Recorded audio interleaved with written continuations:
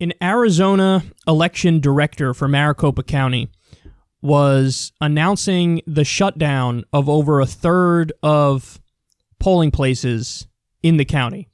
And during his speech, during his announcement here, this happened. Thank you, Mr. Chairman. So I just want to let everyone know that we've been working very diligently the last several months to implement the Board of Supervisors' approved Election Day and emergency voting plan.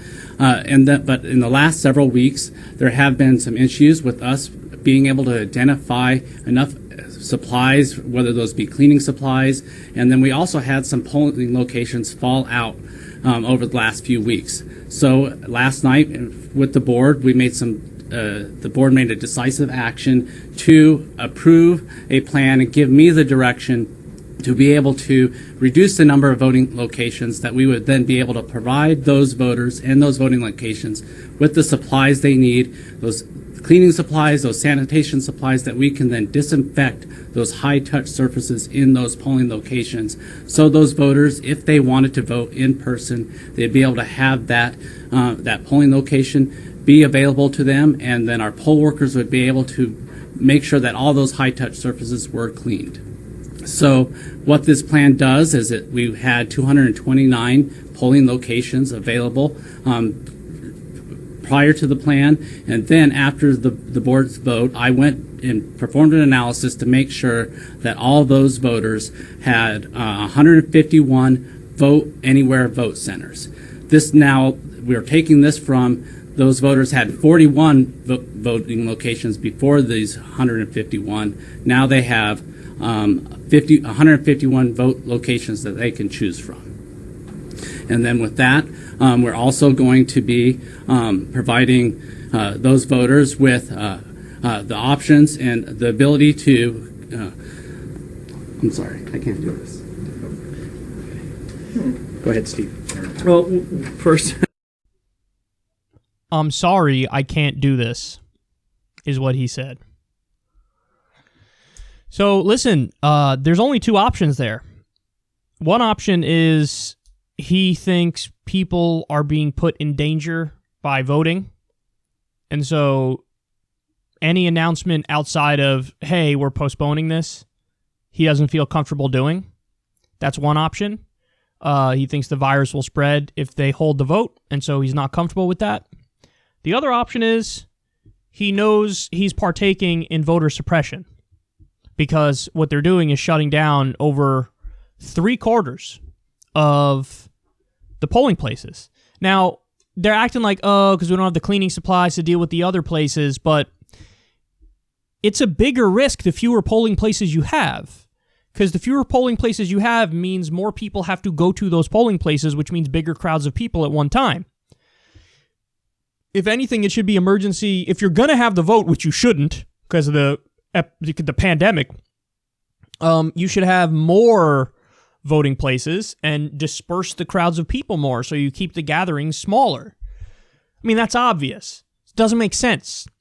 So either he feels like people are in danger and he wants to shut it down, but they're not announcing shutting it all down, or he's like, wow, they're sending me out there to do the announcement that we're basically doing voter suppression, but they want me to BS. They want me to dance around it and say, oh, we have to do it this way because of reasons and stuff and things. And he's totally uncomfortable with that. But he looks nervous the entire time he's talking there. The entire time. And this dude has a conscience. And I'd love to hear exactly what's going on in his head, why he's panicking, why he's not comfortable doing this. And I don't know which answer it is. It's either doesn't want anybody to vote because of the virus, or he realizes he's doing voter suppression. So everybody understands, just so everybody understands, Republicans do voter suppression against Democrats because the lower the turnout is, the more likely it is Republicans win. Because Republican voters are generally speaking older, and they come out every time. If turnout is high, that means young people turned out. Republicans want to stop that, so they want to put hurdles in the way. Part of voter ID is to disenfranchise poor voters and minority voters. So Republicans do voter suppression on Democrats. That's a fact. But as we've seen now, 2 election cycles in a row, the establishment Democrats, corporate Democrats, do voter suppression on the left. So they would want to stop Bernie's demographics from showing up, namely young voters, independent voters, and Latino voters. So anything they could do to keep the turnout down in pro-Bernie areas, they can do and they will do. And that might be what's going on here. Again, I don't know. I don't have all the information, but that dude is obviously uncomfortable and feels like they're doing something wrong. And he has the conscience and says, I can't do this. So I don't know. You tell me what's going on there, but either way, it's not good. And listen, if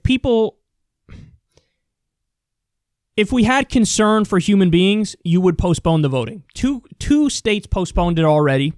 I think 3 or 4 want to continue with it. Shouldn't be the case, man. You're putting people in danger by having the voting. You're putting people in danger by having the voting. There's no doubt about it.